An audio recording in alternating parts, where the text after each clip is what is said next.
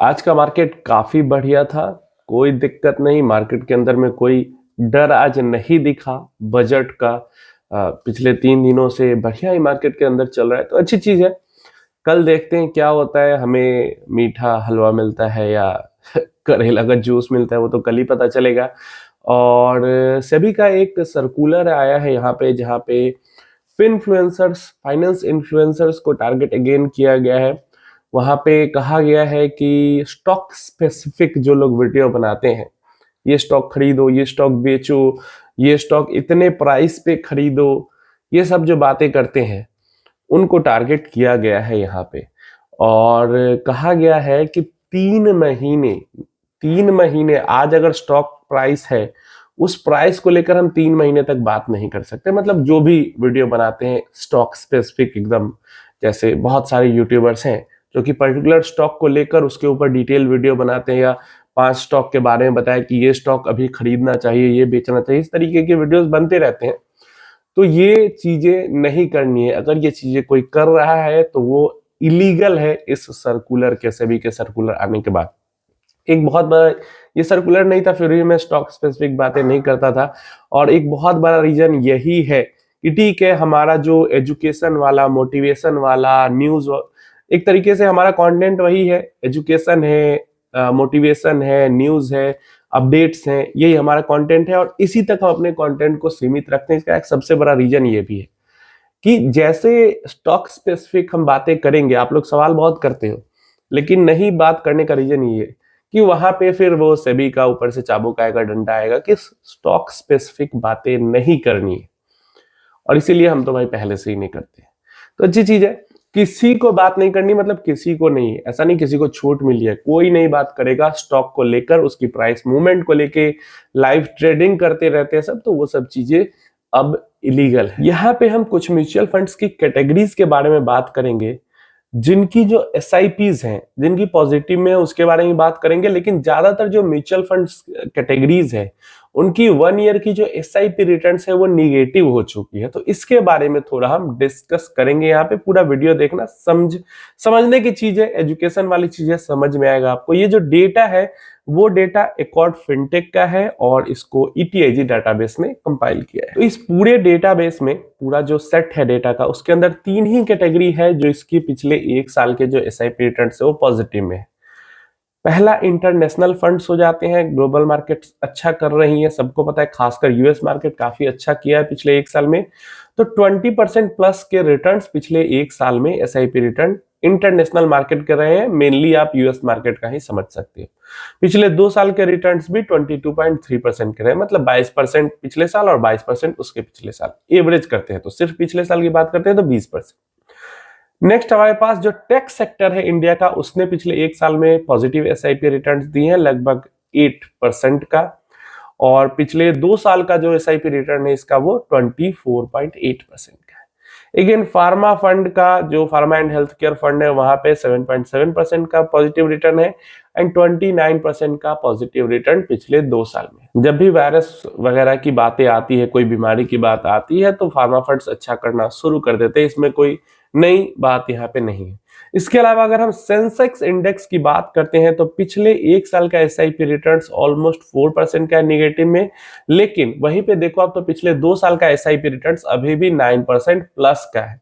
वहीं पे निफ्टी 50 की बात करते हैं तो पिछले 1 साल का SIP रिटर्न्स निगेटिव में 5% का है, लेकिन 2 साल का रिटर्न पॉजिटिव में 10% प्लस का है। नेक्स्ट 50, जो निफ्टी 50 के बाद के जो 50 स्टॉक्स का इंडेक्स होता है, सेट होता है, वो काफी गिरा है अभी की गिरावट में। और 1 साल में पिछले निगेटिव में 18% का SIP रिटर्न है, लेकिन पिछले 2 साल में देखो तो पॉजिटिव में 16% का SIP रिटर्न है, जबकि इसके अंदर भी लार्ज कैप स्टॉक्स ही होती है। अगर हम बात करते हैं प्रॉपर लार्ज कैप फंड की, तो 1 साल में निगेटिव में 6%, लेकिन 2 साल में पॉजिटिव में 12%, 12%। अगर हम बात करते हैं मिड कैप की, निगेटिव में 7.6% 1 साल में, लेकिन 2 साल में पॉजिटिव में ऑलमोस्ट 19%। अगर बात करते हैं स्मॉल कैप की, तो निगेटिव में 1 साल में 10.6%, लेकिन पॉजिटिव में 1 साल में 15.6%, 2 साल में पॉजिटिव में। तो अगर हम सारी कैटेगरीज देखें जो कि पिछले 1 साल में निगेटिव हो चुकी हैं और अच्छा खासा निगेटिव में जा चुके हैं, वो भी पिछले 2 साल का CAGR रिटर्न, मतलब CAGR नहीं, यहाँ पे तो XIRR होगा क्योंकि SIP रिटर्न्स की बात हो रही है, पॉजिटिव में है। अब देखो ये पूरा डेटा जो मैं आपको दिखा रहा हूं, ये दिखाकर मैं आपको क्या समझाना चाह रहा हूं वो समझो, वो ज्यादा जरूरी है। ये डेटा दिखा के मैं आपको ये समझाना चाह रहा हूं कि बाकी लंबा टाइम तो छोड़ दो, लंबा समय तो छोड़ दो, इतनी गिरावट होने के बाद पिछले 4-5 महीने में निफ्टी 50 जो लार्ज कैप इंडेक्स है वो अपने टॉप से 12-14-15% तक लगभग टच कर गया था। जो स्मॉल कैप इंडेक्स है वो भी 18-19% तक टच कर गया था। क्या इतनी बड़ी गिरावट हुई? और ये ऑलमोस्ट 19-20% का अगर स्मॉल कैप गिरा है हाई से, तो ये कोई मतलब कम गिरावट नहीं है। जबकि सितंबर से गिरावट स्टार्ट हुई, फिर नवंबर में रिकवरी हुई, ऑल टाइम हाई फिर से टच किया, फिर दिसंबर जनवरी 2 ही महीने में फिर से 20% गिर गया। तो ये बहुत ज्यादा वॉलेटिलिटी है और बहुत बड़ी गिरावट है। लेकिन फिर भी अगर आप देखोगे तो सिर्फ 2 साल पहले से भी जिसने इन्वेस्टमेंट स्टार्ट करके रखा है अपना SIP, वो पॉजिटिव में है। समझ रहे हो? और पॉजिटिव में अच्छे खासे रिटर्न्स में। मतलब 1 साल पहले किसी ने SIP स्टार्ट की तो उसका 10% निगेटिव में है, तो 2 साल पहले जिसने SIP स्टार्ट की उसका 15% पॉजिटिव में है। तो कहने का मतलब बस इतना है कि 2 साल भी पहले जिसने इन्वेस्टमेंट स्टार्ट की, टॉप से 20% गिरने के बाद भी उसकी इन्वेस्टमेंट अच्छे खासे पॉजिटिव में है। तो किसी ने 3 साल पहले, 4 साल पहले, 5 साल पहले इन्वेस्टमेंट स्टार्ट की होगी, तो उसको नेगेटिव में लाने के लिए मार्केट को कितना गिरना पड़ेगा आप खुद ये सोचो। और यही समझने के लिए मैं आपको बार बार कहता हूं कि आपने 2024 में इन्वेस्टमेंट स्टार्ट की है, चाहे किसी भी महीने में किया हो, जनवरी, फरवरी, मार्च, तो थोड़ा सा ठीक भी होगा। लेकिन अगर किसी ने जून, जुलाई, अगस्त, सितंबर में स्टार्ट किया है तो उसको बहुत बुरा फील हो रहा होगा कि बहुत निगेटिव में हमारा पैसा चला गया।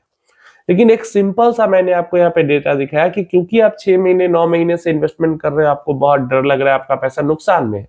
लेकिन जैसे जैसे आपका समय बढ़ता जाएगा, यहाँ पे आपका पैसा पॉजिटिव और बहुत अच्छे पॉजिटिव, बहुत अच्छे रिटर्न की तरफ बढ़ता चला जाएगा। ये सिंपल सी इंफॉर्मेशन इस वीडियो के थ्रू मैं आपको देना चाहता हूं, क्योंकि बहुत सारे लोग यहाँ पे डर जाते हैं और नहीं समझ पाते इस चीज को।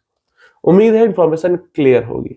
एक टॉपिक पे और मैं यहाँ पे बात करना चाहता हूँ। मैंने सुबह में टैक्स को लेकर वीडियो बनाया था। काफी सारे लोगों का कहना है कि टैक्स तो भाई सरकार को देना ही पड़ेगा, टैक्स नहीं देंगे तो इतनी बड़ी कंट्री कैसे चलेगी। तो देखिए, मेरा कहने का मतलब सिर्फ इतना था कि पहले तो डायरेक्ट टैक्स भी हमसे ले लिया जा रहा है, उसके बाद इनडायरेक्ट टैक्स भी ले लिया जा रहा है।